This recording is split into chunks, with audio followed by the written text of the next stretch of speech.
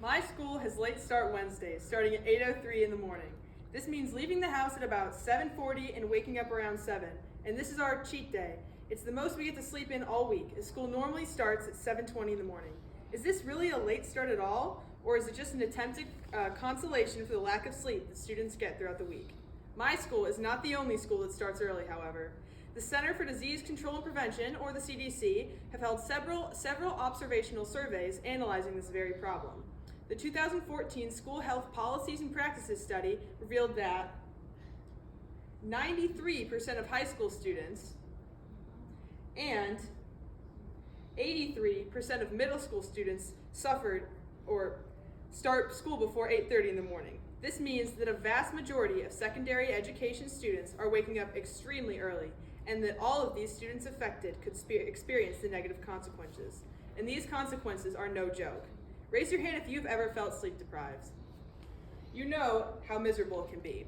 The American Academy of Sleep Medicine recommends that teenagers should sleep 8 to 10 hours a night. And if this is not met, they could experience weight gain, depression, an increase in risky behaviors, and a decrease in academic performance. So hypothetically, if school's sole purpose was to produce students with proficient academic performance, pushing back start times does not help at all, in fact hinders it.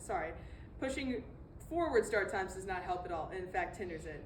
But school's purposes are not solely to produce academically capable students. It is also to support students in their day-to-day lives.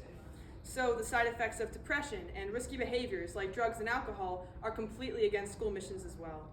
The school system's main priority should be to support students, yes, with their academic standings, but arguably even more so with their physical and mental health and their overall person. There's really no excuse for starting school so early when the effects of sleep deprivation are so clear. Because deprivation goes against the whole concept of schools, start time should therefore be pushed back at least past 8:30.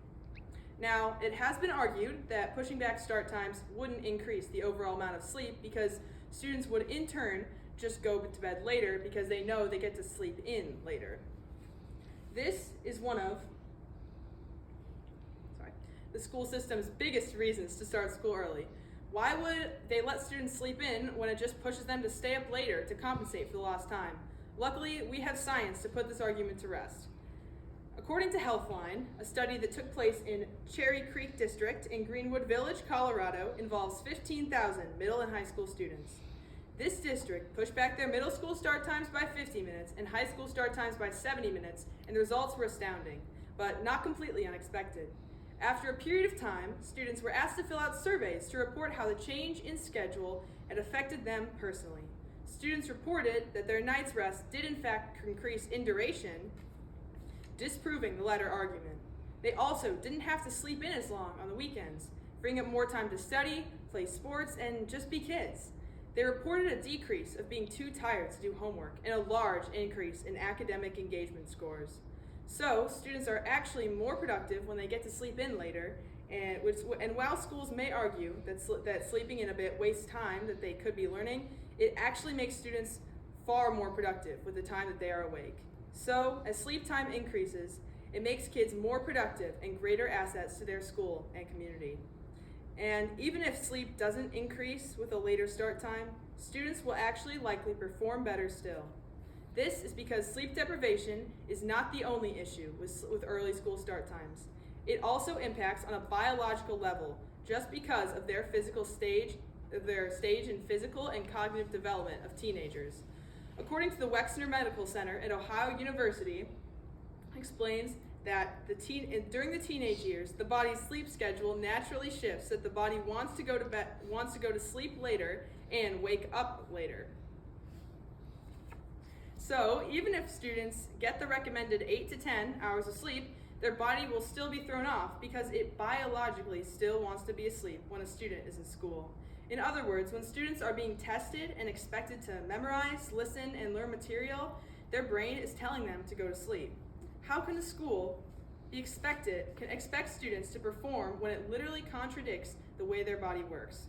It's not like students can decide to change the way their brain and body works. It's therefore completely unfair to expect students to fight that, and long term, not listening to your body has negative consequences. Even pushing back the start time a little bit would bring more normalcy to a teenager's biological sleep rhythms and therefore make them more awake and ready to learn when they are ready for school. With all these impacts, it only makes sense to push back school start times. I can imagine my school with start times later than 7:20 and the occasional 8:03 late start. I would get to watch my peers as they thrive academically, and I'd be able to give my first period teacher the alertness she deserves while she is teaching.